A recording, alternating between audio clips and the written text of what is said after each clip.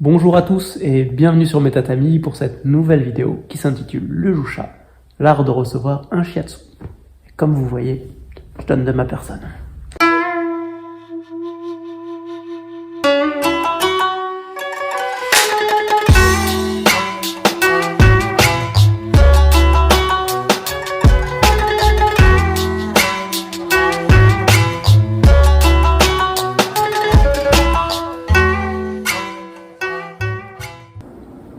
Alors le Jusha, c'est tout simplement la personne qui va recevoir le shiatsu. Jusha en japonais, ça veut dire la personne qui reçoit. On ne peut pas faire plus simple. Donc nous allons essayer de voir dans cette vidéo qu'est-ce qui peut finalement optimiser le soin en shiatsu pour en tirer le plus possible de bénéfices. On va découper cette vidéo en 3 parties, avant la séance, pendant la séance et après la séance. Alors nous allons commencer la première partie. Que faire avant la séance? Alors, avant de recevoir un shiatsu, on peut se demander si le shiatsu est vraiment adapté pour soi. Alors, première question, le shiatsu, c'est pour qui? Le shiatsu, c'est pour tout le monde. Ça s'adapte à chacun. La plus jeune personne sur laquelle j'ai fait un shiatsu a été âgée de quelques semaines. Et la plus vieille avait 97 ans. Du coup, entre les deux, il y a quand même un large panel de gens qui peuvent venir. On fait aussi des shiatsu sur les animaux, comme les chiens, les chats, les chevaux. En fait, le shiatsu, c'est le vivant qui s'adresse au vivant. Donc on peut vraiment tout travailler. Souvent, on a beaucoup plus de femmes qui viennent en shiatsu. Je pense que les hommes prennent moins soin de leur santé. C'est pour ça qu'ils ont une expérience de vie moins bonne. Ils sont moins à l'écoute. Ils font les durs. En fait, le shiatsu va s'adresser à tous ceux qui ont envie tout simplement de prendre soin d'eux et d'améliorer leur santé.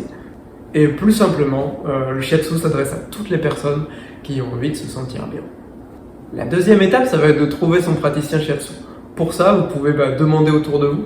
Le bouche à oreille, c'est quelque chose que moi je trouve assez fiable. Finalement, l'avis des gens, si le shiatsu leur a fait du bien, ils vont en parler. Donc c'est plutôt quelque chose que j'aime bien. Après, il y a aussi des répertoires. Moi, je sais que je suis sur France Shiatsu. Et il y a aussi des fédérations qui regroupent des praticiens qui sont du coup certifiés et diplômés.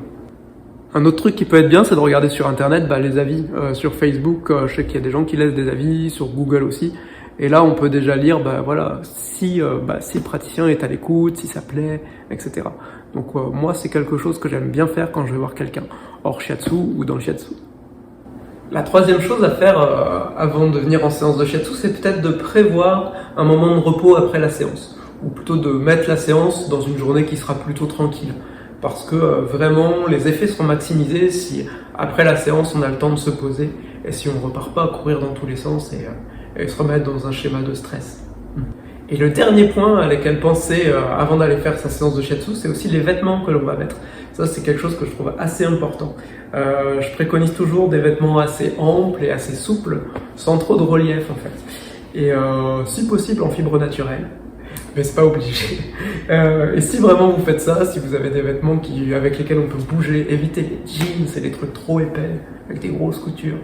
Si vous faites ça, vraiment, vous allez faire un heureux, votre praticien shiatsu sera enchanté de vous voir. Alors, nous allons maintenant voir la deuxième partie de cette vidéo sur l'art de recevoir un shiatsu qui s'intitule « Que faire pendant la séance ?» Alors, pendant la séance, moi, un point que je voulais aborder, c'était surtout la relation que j'ai avec les gens qui viennent me voir. Ce qui est intéressant en shiatsu, c'est qu'on va sortir un peu du carcan de la médecine occidentale, c'est-à-dire qu'on fait autre chose. On n'est pas dans un rapport hiérarchique avec quelqu'un qui va apporter les solutions et l'autre qui va plutôt être passif.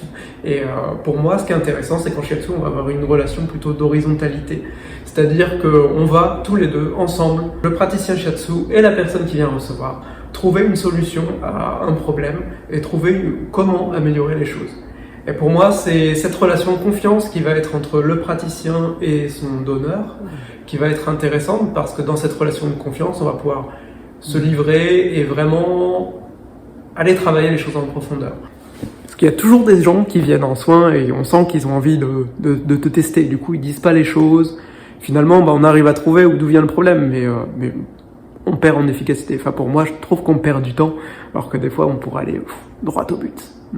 Et ce lien de confiance, il s'établit aussi dans la vision qu'on a de la santé. Finalement, on va pas être dans le jugement de la personne. Enfin, on a tous nos déséquilibres et nos envies de manger du chocolat ou autre. Mais je veux dire, personne n'est parfait, et tant mieux en fait. Et on a besoin de ces sas de décompression de temps en temps. Donc on va pas juger la personne parce qu'elle fait ceci, cela. On va juste l'alerter du déséquilibre qui se met en place au niveau du corps et des conséquences possibles en fait. Ce qui va être important ensuite dans la séance de shiatsu, c'est de se sentir finalement confortable. C'est d'être bien installé, etc. Il y a des personnes qui souvent vont être mal installées, ne pas le dire. Et ça, je trouve que c'est vraiment un problème parce que finalement, plus on est relâché, plus la séance va être efficace. Donc n'hésitez pas à dire pendant une séance de shiatsu avec votre praticien « Ah là j'ai mal à l'épaule quand je suis sur le dos » ou « ça me tire dans les lombaires ». Et en fait on a plein de façons de travailler, on peut travailler sur le côté, la personne sur le ventre, on a plein de façons d'aller travailler un méridien, de le contacter. Donc n'hésitez pas à dire pour qu'on trouve la position qui est la plus confortable pour vous. Et ça amène à une question qu'on me pose souvent, c'est est-ce que je peux m'endormir quoi ? Ou j'ai dormi, est-ce que c'est grave ? Et finalement non. Moi je trouve ça même très très intéressant, l'état entre deux quand on va du sommeil au réveil, du sommeil au réveil. Pour moi c'est l'idéal et c'est là où le corps il s'exprime le plus finalement et les choses transparaissent naturellement. Donc s'endormir c'est pas grave. Et d'ailleurs on dénote que quand on trouve les points kyo, donc les points qui sont en vide, vraiment il y a un apaisement qui se fait au niveau du corps et c'est là où on peut facilement partir dans le sommeil. Donc détendez-vous et laissez-vous aller. Et après, si vous n'êtes pas du tout dans ce cas-là, il y a des gens qui n'arrivent pas à se détendre. Et du coup, on a le droit aussi de parler pendant un shiatsu. En fait, il n'y a pas de dogme, il n'y a pas de loi, il n'y a pas de règle. Le shiatsu s'adapte à chacun. Donc soyez vous-même, sentez-vous bien, soyez relâché à votre manière, à votre façon de faire. Parce que pour moi, ce qui est important, c'est que le shiatsu, finalement, c'est un instant pour soi. C'est un moment où on peut justement être soi-même en profondeur. C'est aussi un moment un peu méditatif où on se retrouve vraiment face à soi-même, à ses sensations. Et c'est intéressant justement de se reconnecter au corps et être très à l'écoute de ce qui se passe. D'évacuer un peu la tension, les problèmes pour être là, maintenant, dans la sensation. Ça, c'est très lié à l'esprit de la méditation. Être soi, être dans l'instant présent. C'est beau. Et finalement, c'est là où on arrive au cœur du sujet, c'est que pendant la séance de shiatsu, en fait, il n'y a rien à faire. Il n'y a aussi pas de règles, en fait. On peut vraiment se laisser aller, se laisser guider par le shiatsushi qui va, lui, lire le corps et essayer de savoir ce qu'il lui demande, ce qu'il a besoin. J'en profite pour faire un petit point sur la santé.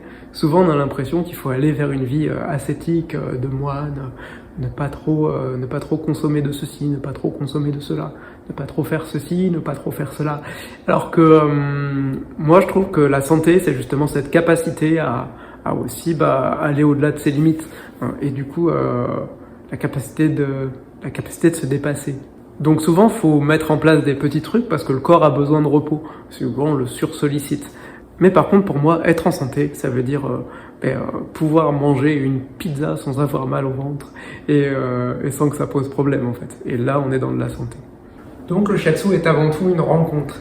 N'ayez pas peur d'être vous-même, d'être honnête, d'être transparent.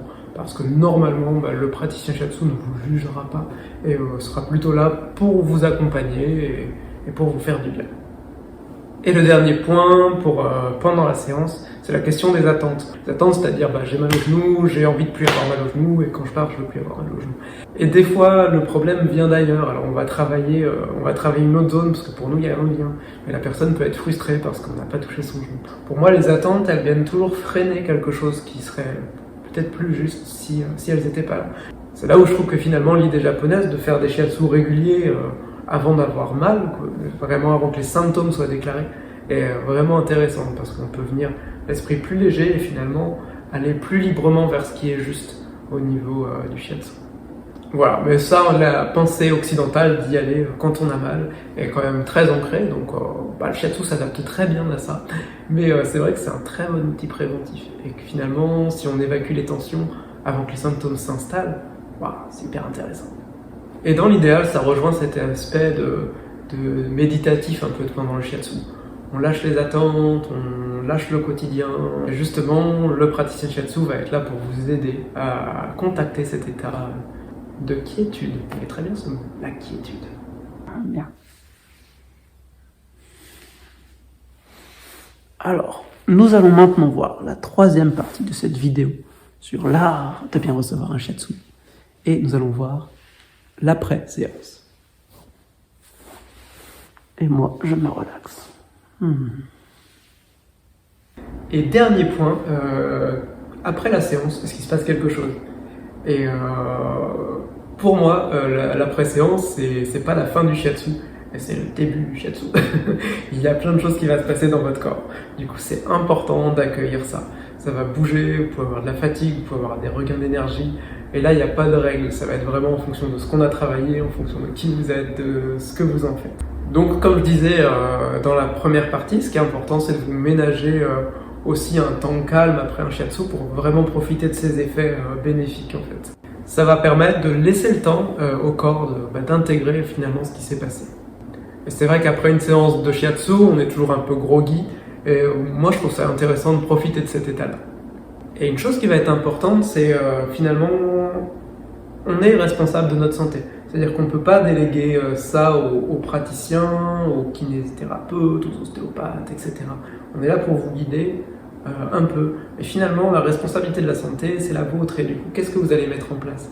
Et c'est là où, pour moi, cette vidéo est intéressante. C'est-à-dire comment je peux bénéficier au plus de la séance de shiatsu. C'est-à-dire que j'ai aussi peut-être un travail à faire. Et souvent, quand on sort du shiatsu, il y a des choses qui ont été évoquées, ou peut-être des idées qui vous sont venues, de choses à travailler, de personnes à aller revoir, de personnes à recontacter, des petits exercices à faire pour continuer à relâcher les tensions.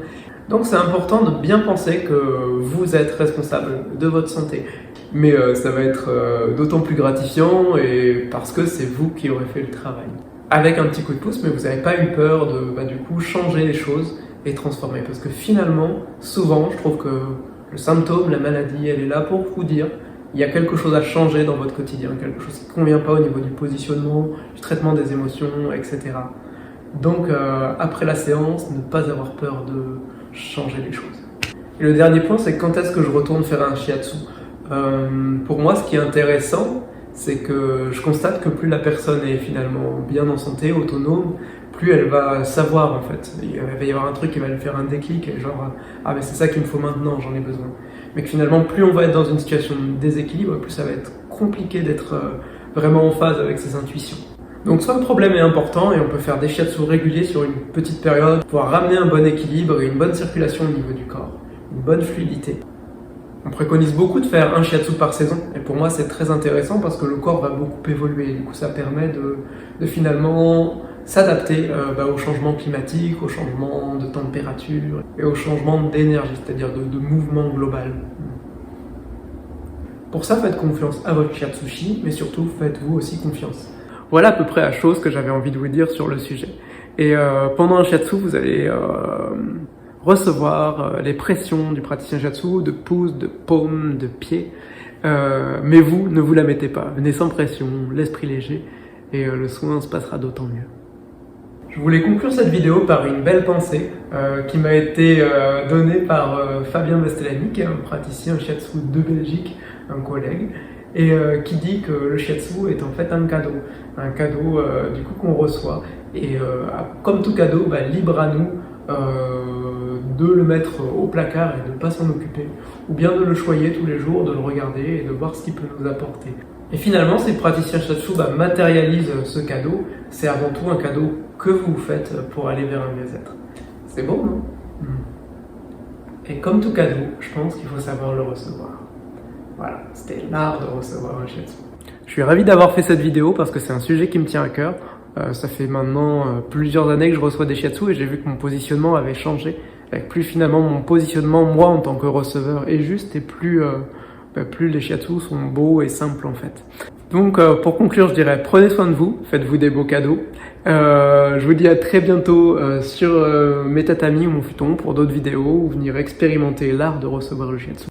Je dis un grand merci à Hélène pour avoir pris soin de moi durant cette vidéo. Prenez soin de vous. Shiatsu wo ganbatte kudasai.